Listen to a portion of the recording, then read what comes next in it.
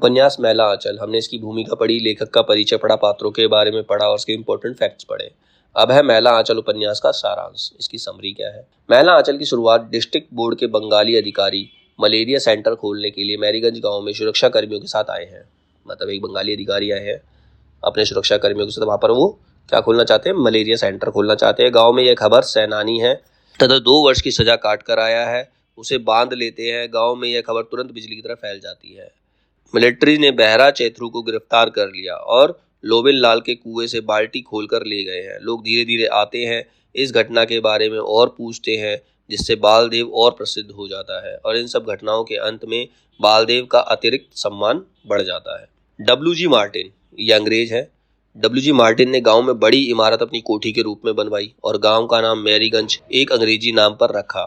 साहब डब्ल्यू.जी. मार्टिन अपनी नव विवाहिता पत्नी मेरी के नाम पर ही इस गांव का नाम मैरीगंज रखा था। उस गांव का नाम मैरीगंज क्यों रखा? क्योंकि वहां पर एक अंग्रेज था, उसने अपनी कोठी बनवाई थी, उसकी पत्नी का नाम मेरी था, इसीलिए उसने गांव का नाम भी मैरीगंज रख दिया। मेरी को गांव आने के 1 सप्ताह के अंदर ही मलेरिया हो जाता है। तभी से मैरीगंज में मलेरिया डिस्पेंसरी सेंटर खोलना मार्टिन का सपना बन जाता है। मार्टिन मलेरिया के इलाज के लिए अस्पताल ना खुल पाने के कारण पागल हो जाता है और मर जाता है। मार्टिन के मरने के 35 ईयर्स बाद, 35 साल बाद गांव में मलेरिया सेंटर खुलने की बात शुरू होती है। मैरीगंज में मलेरिया सेंटर पर काम करने के लिए डॉक्टर प्रशांत आते हैं। डॉक्टर प्रशांत ने पटना मेडिकल कॉलेज से डॉक्टरी पास करके विदेश जाने का अवसर छोड़कर, उसे विदेश जाने का मौका मिला, लेकिन उसको छोड़कर गांव में रहकर गांव की स्थिति समझने तथा मलेरिया पर रिसर्च, उनकी जाति विषय में प्रश्न पूछते हैं तो वे हिंदुस्तानी कहकर बात टाल देते हैं। डॉक्टर प्रशांत की मां ने हांडी में डालकर कोसी नदी की बाढ़ में बहा दिया था। प्रशांत को एक हांडी में डालकर कोसी नदी में बहा दिया था। इसके बाद उपाध्याय परिवार के द्वारा स्थापित आदर्श आश्रम में रहकर काम करने वाली स्वयं ने डॉक्टर प्रशांत का लालन पालन सहर्ष अंचल में किया। डॉक्टर प्रशांत एक अनाथ बालक हैं और अज्ञात कुल से हैं, उनके कुल का कुछ अता पता नहीं है। 1942 के आंदोलन में डॉक्टर प्रशांत ने हिस्सा लिया और 1946 में विदेश जाने की बजाय मैरीगंज में मलेरिया सेंटर खोलने का निर्णय लिया। यहीं पर वे मलेरिया और कालाजार, ये बीमारी होती है, कालाजार पर शोध करने के लिए निर्णय लेते हैं। साथ में यहाँ के लोगों का इलाज भी करना चाहते हैं। उपन्यास के आरंभ में ही मलेरिया सेंटर का इंचार्ज बनकर मैरीगंज गांव में आ जाते हैं। डॉक्टर प्रशांत की चुनौतीपूर्ण पहली रोगी कमली थी।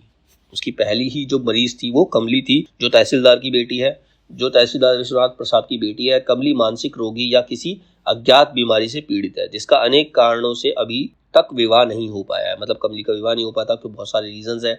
डॉक्टर प्रशांत कमली का इलाज रेडियो के गीत से शुरू करते हैं, जिससे कमली खिलखिलाकर हंसने लगती है। कमली का प्रशांत से प्रेम होता है और कमली शादी से पहले ही गर्भवती हो जाती है। बड़े परिवार से संबंध रखने के कारण घटना परिवार में उतनी तेजी से नहीं फैलती जितनी तेजी से कालीचरण और मास्टर रानी मंगाला देवी की प्रेम संबंधों की फैल जाती है। तो हाँ, गांव का एक और व्यक्ति है कालीचरण, उसके प्रेम संबंधों की खबर पूरे गांव में फैल जाती है। कमली की खबर नहीं फैलती क्योंकि एक बड़े परिवार से है। बहुत सी कठिनाइयों और समस्याओं के बाद विश्वनाथ कमली और प्रशांत का विवाह करते हैं। कमली प्रशांत के बेटे के जन्म पर विश्वनाथ किसानों को 5-5 बीघा जमीन लौटाने की घोषणा करते हैं। गांव के लोग बड़े सीधे दिखते हैं। सीधे का अर्थ यदि अनपढ़, अज्ञानी और अंधविश्वासी हो तो वास्तव में वे बहुत सीधे हैं। लेकिन जहां तक सांसारिक बुद्धि का सवाल है, वे लोग हमारे जैसे लोगों को दिन में 5 बार ठग लेंगे। मतलब वो अनपढ़ होते हैं, दिखने में भोले भाले लगते हैं, लेकिन उनका दिमाग देखेंगे तो वो पढ़े लिखे इंसान को भी ठग सकते हैं और आप ठगे जाने के बावजूद उनकी सरलता पर मुग्ध हो जाएंगे। यह डॉक्टर का 7 दिन का अनुभव रहा। इस उपन्यास में चरित्रों की संख्या बहुत अधिक है, लेकिन यह चरित्र प्रधान उपन्यास नहीं है। इसमें किसी चरित्र को इंपॉर्टेंस नहीं दी गई, इसमें एक गांव को इंपॉर्टेंस दी गई, मेरीगंज को। ठीक है, इसका नायक मेरीगंज आंचल ही है। डॉक्टर प्रशांत के माध्यम से रेणु जी अपने भावों की अभिव्यक्ति करते हैं। भारत माता ग्राम वासिनी खेतों में फैला है श्यामल, धूल भरा मैला सा आंचल। मतलब गांव को मैला सा आंचल के नाम से पुकारा गया है। मेरीगंज बिहार का एक पिछड़ा हुआ गांव है, जिसमें उच्च वर्ग, निम्न वर्ग, धनी, निर्धन सभी वर्गों के लोग रहते हैं। कुल 12 वर्ण के लोग यहाँ रहते हैं, 12 जातियों के लोग यहाँ रहते हैं। सब अपनी अपनी टोली में रहते हैं। गांव में 3 प्रमुख जातियां हैं, एक है कायस्थ, दूसरी राजपूत और तीसरी है यादव। इनमें पारस्परिक हमेशा संघर्ष चलता ही रहता है। समूचा आंचल अंधविश्वास, शोषण, निर्धनता, संघर्ष एवं अशिक्षा से ग्रस्त है। गांव में कुल दस्तखत करने वाले पढ़े लिखे लोगों की संख्या 10 है। इतने बड़े गांव के अंदर इतने लोग हैं, इतनी सारी जातियां हैं, लेकिन जो साइन कर सकते हैं ऐसे लोग सिर्फ 10 ही हैं। और नए पढ़ने वालों की संख्या 15 है, और नए जो पढ़ने वाले हैं वो 15 लोग हैं। गांव में एक खाते पीते किसान भी थे, पर 50% से ज्यादा किसानों के पास साल भर भर पेट भोजन, तन ढकने के लिए पर्याप्त कपड़े एवं जाड़ा बरसात से बचने के लिए आवास भी नहीं। आजादी के पूर्व अंग्रेज नील की खेती कराते थे, जिन्हें विलय साहब कहा जाता था। इन नीलय साहब ने संतालों का शोषण कर खूब धन कमाया।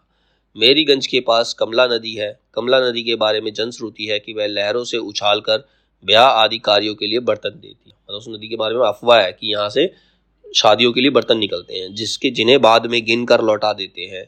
यहाँ के लोग अशिक्षा के कारण अंधविश्वास से घिरे हुए हैं।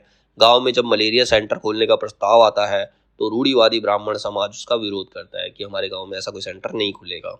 ब्राह्मण तथा ज्योतिष आदि डॉक्टरों को बीमारी फैलाने वाला मानते हैं। वो कहते हैं कि डॉक्टर जो है बीमारी सही नहीं करते बल्कि बीमारी फैलाते। ज्योत की यानी कि ज्योतिष के कहने पर ही गणेश की नानी को हीरू के बच्चे की मौत का जिम्मेदार मानते हुए उसे डायन मान लिया जाता है। मतलब एक बच्चे की मौत होती है तो एक गणेश की नानी है, उसको कहते हुए डायन है, उसकी वजह से उस बच्चे की मौत हुई है। रेणु जी ने कबीरपंथी मठ के अंधे महंत सेवादास के माध्यम से धर्म के भीतर बदम पनपते भ्रष्टाचार को उजागर करने का प्रयास किया है।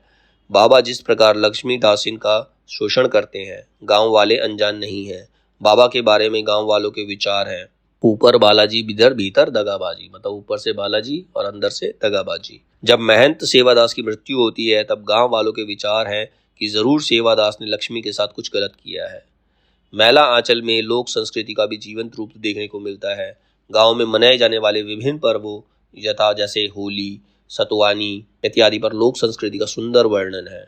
गांव के लोग काली माँ के भक्त हैं।